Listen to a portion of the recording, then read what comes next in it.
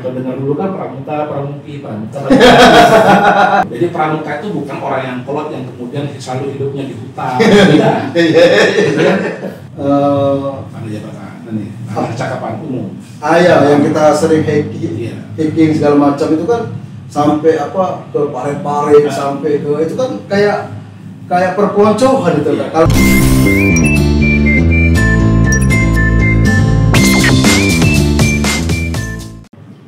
Assalamualaikum warahmatullahi wabarakatuh. Jumpa lagi bersama saya Tresno Rusli dalam programnya Podcast Cukup Pedas.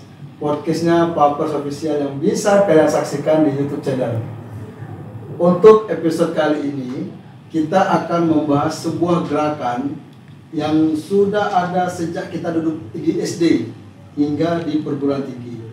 Dan gerakan ini sudah tentu familiar di telinga para pemirsa, gerakan pramuka. Dan pada hari ini kita akan membahas yang berkaitan dengan seragam, semangat dan solidaritas pramuka. Di studio kali ini kita sudah kehadiran seorang tamu yang sangat loyalitas terhadap gerakan pramuka di Sumatera Selatan, dan kabarnya juga beliau ini menjadi Pusdiklat. Nah, jadi pelatih Pusdiklat nasional. Kita sambut Kanda Fajar Kamizi SHIMH. Assalamualaikum warahmatullahi wabarakatuh. Waalaikumsalam warahmatullahi wabarakatuh. Jadi kalau Kanda Fajar Kamizi ini selain sebagai pelatih Pusdiklat juga pembina pramuka UIN Raden Patah Palembang. Nah, sebenarnya kalau bilang soal jabatan mungkin banyak sekali nih. Ya. Tapi lebih simpelnya kita sebut saja pembina pramuka UIN Raden Patah Palembang. Nah, sesuai dengan tema hari ini Kak, berkaitan dengan seragam pramuka, semangat dan solidaritas anggota pramuka Kak. Nah, bisa dijelasin nggak nih, apa sih hakikat dan tujuan dari kepramukaan itu sendiri? Baik, Kak Trisno ya benar ya? Ya. Karena beliau ini pramuka juga sebenarnya. Kak Trisno, kalau kita ngomong masalah hakikat dari pramuka kepramukaan, mungkin bisa lebih jelas kalau di pramuka itu ada kitab suci nih, buku karangan Baden-Powell namanya Scouting for Boys. Dalam buku itu Baden-Powell sudah memberikan pernyataan bahwa sebenarnya hakikat dari tujuan kepramukaan itu ada 4. Hakikat yang pertama, melalui kegiatan pramuka itu membangun kesehatan. Yang kedua, kecakapan dalam hidup atau keterampilan. Yang ketiga, kebahagiaan. Dan yang keempat itu adalah memberikan pertolongan bagi orang yang membutuhkan atau yang bisa kita kenal dengan kepedulian. Jadi 4 tujuan dari kegiatan kepramukaan itu ya. Nah, kalau kita cacah lagi, seperti misalnya kecakapan dalam hidup, itu yang dituju dari gerakan pramuka atau melalui kegiatan-kegiatan kepramukaan itu setidaknya ada 5 keterampilan atau 5 kecakapan yang harus dikembangkan, yang setidaknya itu akan menjadi keterampilan hidup peserta didik atau anggota pramuka itu sendiri. Yang pertama adalah namanya keterampilan spiritual. Ya, bagaimana kemudian membangun sikap spiritualnya dari kegiatan-kegiatan keagamaannya, kemudian jiwa mentalnya dan sebagainya. Yang kedua itu adalah emosional, keterampilan emosional. Yang ketiga keterampilan sosial. Yang keempat intelektual, dan yang kelima fisik. Jadi ada 5 keterampilan yang perlu dikembangkan, di mana keterampilan-keterampilan ini tentu akan terbentuk ketika mengikuti kegiatan-kegiatan kepramukaan. Seperti itu. Oke, jadi kalau hakikatnya itu ya sebenarnya kembali ke diri sendiri. Ya, yang singkatnya karakter ya.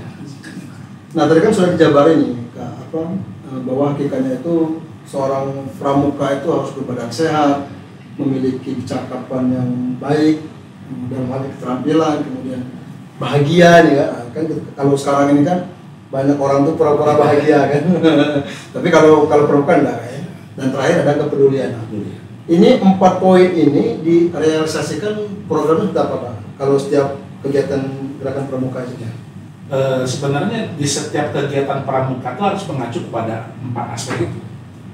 Ya, tapi kemudian di pramuka itu ada metode kepramukaan, istilahnya. Metode kepramukaan yang mana metode kepramukaan ini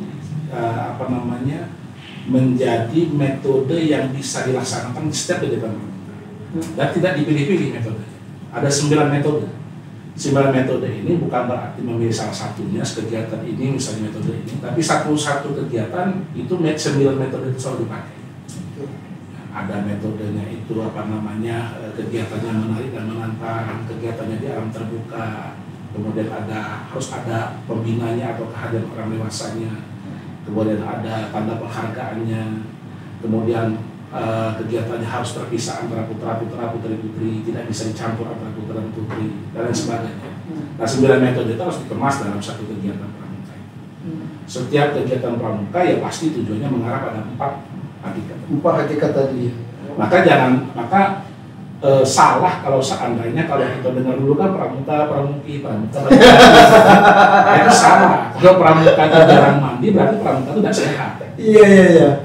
Tapi realitanya seperti itu kan. Nah, maka itu yang harus manajemen kegiatan yang tidak pernah disusun dengan baik. Gitu kan? Iya. Kesalahannya adalah manajemen. Iya. Maka kemudian akan menjadi PR bagi kita bagaimana kemudian pramuka itu harus tetap sehat, ya biar tujuannya tadi tercapai, ya maka manajemen kegiatan itu harus disusun dengan baik. Jadi salah pramuka.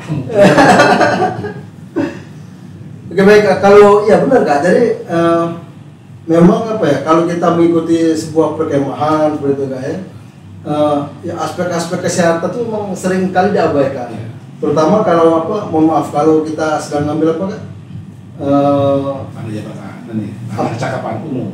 Yang kita sering hiking segala macam itu kan sampai ke parit-parit, sampai ke itu kan kayak perpeloncoan itu Kak. Kalau dulu. Jadi saya itu ingat waktu itu pernah mengambil di pemakaman umum. Pemakaman umum, gelap-gelap, mata ditutup, terus ya sepertinya sangat menyeramkan sebenarnya kalau diingat-ingatkan. Nah, apakah sekarang ini mungkin ada modernisasi mungkin dari gerakan-gerakan pramuka yang biasa kita temui di masa-masa kemarin ini? Oke, kalau sekarang sebenarnya WOSM pun memang punya program. Program yang beberapa tahun terakhir itu adalah safe from harm atau aman dari bahaya atau aman dari perundungan. Dimana kadang-kadang kita memahami bahwa perundungan atau bullying itu kan hanya sekedar ucapan untuk merendahkan orang lain. Tapi justru ada banyak kasus di mana perundungan itu banyak dilakukan dengan tindakan. Di kegiatan pramuka banyak kita jumpai bahkan kegiatan-kegiatan kepramukaan itu justru yang mungkin hampir separuh aktivitasnya ya berkegiatan seolah-olah kadang-kadang merendahkan orang lain. Iya betul sekali. Contoh misalnya ada jenjang junior dengan senior, di mana kemudian ketika terjadi kegiatan pelaksanaan kegiatan perkemahan, di mana yang junior ya lebih dipelonco oleh yang seniornya, gitu kan masuk ke parit-parit, kemudian makan di nasi ditaruh di atas rumput dan sebagainya. Itu sudah tidak manusiawi lagi dan itu bukan tipikal pramuka sejati. Ya, karena pramuka itu ya lebih kepada bagaimana kemudian pramuka itu bisa dijalankan ketika dia bisa menjalankan nilai dan normanya. Nah tadi yang bentuk self from harm itu seperti apa itu? Ya self from harm itu sekarang ini adalah program WOSM yang memberikan edukasi kepada para pramuka sedunia untuk hindari pembulian. Kegiatan-kegiatan pramuka usahakan tidak ada lagi pembulian, perpeloncoan dan sebagainya. Coba kita hilangkan kegiatan-kegiatan yang seperti yang sifatnya bullying atau bullying. Tapi apakah itu nanti akan lebih hambar ya? Kalau pramuka kan biasanya kayak gitu lah. Ya, enggak juga. Ada metode lain, kegiatan lain. Ya, kita berkegiatan di waktu malam itu bukan berarti dilarang. Kegiatan misalnya di tempat pemakaman umum bukan berarti dilarang. Tapi bagaimana kemudian kegiatan-kegiatan yang kita kemas itu tidak merendahkan derajat manusia, derajat orang lain atau derajat peserta ini sebagai manusia, kan seperti itu. Jangan sampai kemudian misalnya kegiatan di pemakaman umum tiba-tiba misalnya harus tidur di kuburan satu malam penuh kan, itu kan enggak ini juga kan seperti itu. Tapi ada nilai-nilai yang memang tetap akan ada nilai-nilai pendidikan. Selama perkemahan tidak mandi ya. Itu salah juga tidak. Tidak sehat juga. Tidak sehat hakikat pramuka tadi ya. Nah itu sudah dilaksanakan nih yang self from harm tadi di sudah. Sumatera Selatan. Kampanye kita sejak sejak 2018 itu sudah mulai itu ya. Dari 2018 sudah dikampanyekan terus. Bahkan sekarang ini sudah ya hampir merata di seluruh provinsi itu sudah mulai berkampanyekan itu. Oke, artinya pada saat kegiatan dulu tuh yang di UIN sebagai tuan rumah kegiatan perkemahan Wirakarya Nasional itu memang tidak dipakai lagi tuh. Nah, kegiatan kalau perkemahan Wirakarya itu memang tujuannya kegiatan pengabdian kepada masyarakat. Yang solidaritas tadi. Oke. Jadi pantas waktu itu ke bersih-bersih tempat ibadah. Ya. Ya kan? Memang itu khusus pengabdian ke masyarakat. Jadi seperti ini. Kalau ini dalam dunia penegakan pandega itu kan kalau yang di perguruan tinggi ini kan masuknya dalam dunia penegakan pandega ya, golongan tingkatan dari pramukanya penegakan pandega. Nah di prinsip pembinaan pramuka penegak pandega itu ada 3 prinsip, ya, bina diri, bina satuan, bina masyarakat. Nah kemasan kegiatan-kegiatan yang dilakukan oleh pramuka di gugus depannya itu lebih cenderung kepada bina diri dan bina satuan. Nah, bina diri dan bina satuan ini tentu saja harapannya nanti harapannya nanti adalah bisa membentuk karakter pribadinya, kemudian bisa membangun organisasinya, yang kemudian pribadi dan organisasi ini bisa dikembangkan di masyarakat. Itu tahapan terakhir dari seorang kegiatan kepramukaan penegak pandega itu adalah bina masyarakat. Kenapa diajarkan sejak di SMA atau di perguruan tinggi? Karena orientasinya adalah pramuka yang golongan penegak pandega mau tidak mau akan kembali ke masyarakat. Iya. Maka mereka harus mempersiapkan diri ya atau menyiapkan bekal dia untuk hidup di masyarakat. Maka kemudian kemasan kegiatan pramuka penegak pandega lebih banyak pada orientasinya kemudian kepada masyarakat. Dan mungkin itulah salah satu alasan penegak dan pandega itu dilibatkan dalam mengatur lalu lintas pada saat kami itu. Lintas kemarin kan kalau di setiap lebaran kita di setiap Idul Fitri ada namanya kegiatan karya bakti lebaran. Setiap tahun pasti ada. Itu perintah dari Partai Nasional, dari pusat, ada namanya karya bakti lebaran. Jadi serba bisa ini. Ya dikatakan serba bisa ya bisa saja. Karena memang ini seperti ini. Ya Gerakan Pramuka ini kan menjadi salah satu organisasi mitra pemerintah dalam membentuk karakter pemuda Indonesia. Oleh karena itu ada ya di pramuka kan ada peminatan-peminatan, gitu kan? Ada peminatan juga. Seperti misalnya yang sering ikut serta dalam mengatur lintas itu kan kebanyakan dari Saka Bayangkara, yang binaan dari Polres. Polisian. Iya. Nah, seperti itu. Atau dibantu juga yang lain-lain, misalnya kesehatan dibantu oleh Bakti Pusada dan sebagainya. Nah, seperti itu kolaborasi. Dan memang itu dibina oleh instansi kan ya? Ya dibina. Jadi misalnya kayak gini, misalnya Kuarda Sumatera Selatan kan banyak yang anggota pramuka nih.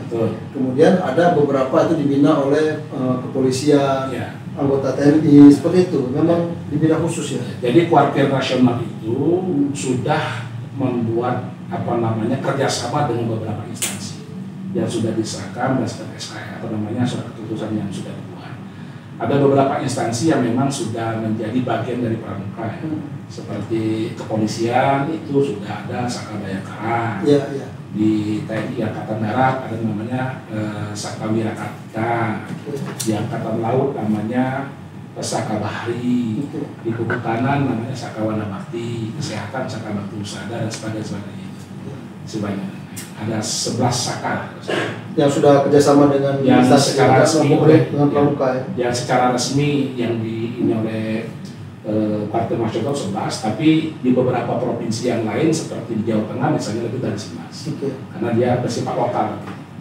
Iya, pemirsa mungkin yang disampaikan tadi bahwa kalau anggota pramuka itu ya pembinaan karakternya sungguh sangat luar biasa yang seperti disampaikan oleh Kak Fajar tadi.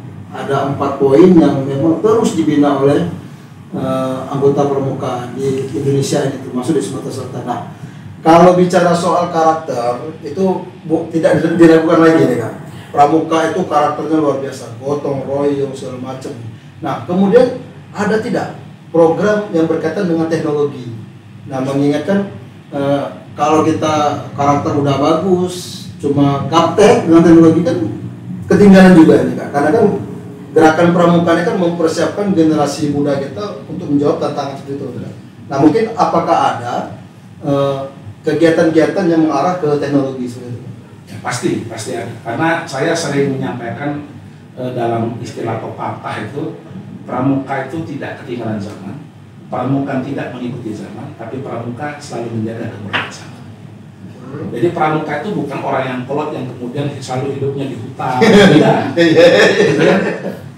Walaupun pramuka, tapi kalau di hutan siap. Iya betul. Maka kemudian diajak pramuka itu akan menyesuaikan dia kondisi. Pramuka itu diajarkan cara membaca peta, cara membaca kompas, walaupun tanpa alat, walaupun tanpa alat teknologi. Tapi seiring dengan perkembangan kemajuan zaman, maka pramuka tidak boleh ketinggalan dengan menggunakan GPS.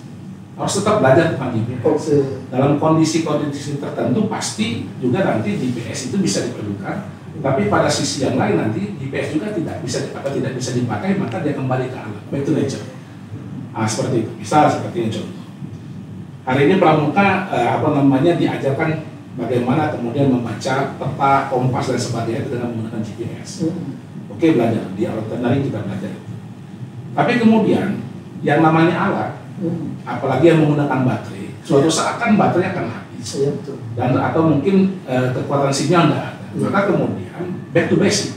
Pramuka memperolehkan itu, pramuka ya tidak betul-betul ketinggalan, tapi tidak pula terlena dengan kemajuan zaman. Nah, pramuka itu harus menjaga memang harus ada di tengah-tengah. Memang ada batasan diri seperti itu ya. Apalagi kan di kegiatan pramuka misalnya ada beberapa perlombaan, ada kegiatan teknologi tepat guna. Nah, itu seperti apa juga? Ya membuat teknologi terapan, itu kan yang bisa dikembangkan untuk seperti misal membuat membuat lampu, misalnya sebagainya. Bahan bakar dari air mungkin seperti itu ya, bisa terkait dengan teknologi kan seperti itu kan. Bagaimana kemudian bisa membuat alat pembangkit listrik dan sebagainya. Itu kan ada kegiatan-kegiatan teknologi terapan. Kan bahkan kalau sekarang di beberapa kegiatan ada robotik dan sebagainya dikembangkan itu. Ya, jadi memang kalau anggota pramuka itu ya siap di semua medan. Ya. Baik itu medan darat, laut, udara.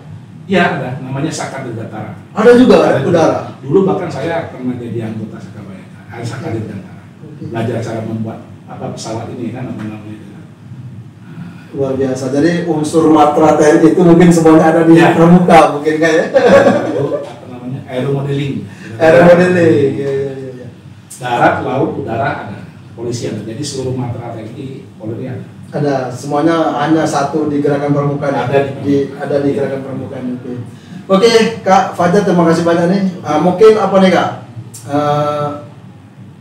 Pesan yang mungkin ingin disampaikan pada pemirsa Cukup Pedes yang berkaitan dengan gerakan pramuka di era modern seperti ini Kak? Saat ini masih banyak orang yang menganggap bahwa pramuka itu hanya sekedar berpakaian warna coklat tua dan coklat muda, dan ada baret sama kacu, kemudian itu terjadi cuma berkemah, latihan baris berbaris sebagainya. Mungkin dipandangnya hanya sekedar seperti itu, tapi pada hakikatnya sebenarnya kegiatan pramuka itu sangat bermanfaat bagi pembangunan karakter. Di mana saat ini yang perlu kita sadari betul, yang perlu kita pahami betul bahwa banyak generasi muda saat ini yang memang terkadang sudah terkena penyakit gadget itu sibuk dengan dunianya sendiri kan saat banyak. Nah, maka kegiatan pramuka itu justru lebih mengembangkan bukan hanya pribadinya sendiri, tapi bagaimana dia bisa memberikan sosialisasi kepada orang lain. Dari 5 karakter yang dibentuk, keterampilan karakter yang dibentuk ya, sungguh sangat luar biasa nih Kak. Jadi memang pramuka ini atau gerakan pramuka ini memang menjawab semua permasalahan sosial baik dari dulu sampai sekarang ini. Insya Allah. Karena semua kalau karakter kita sudah bagus, jiwa kita sudah murni, spiritual kita sudah kuat, ya otomatis maka akan menciptakan energi-energi positif bagi generasi muda kita ini. Demikianlah perjumpaan kita pada episode kali ini. Sampai jumpa di episode selanjutnya. Saya Tristan Rusli. Wassalamualaikum warahmatullahi wabarakatuh.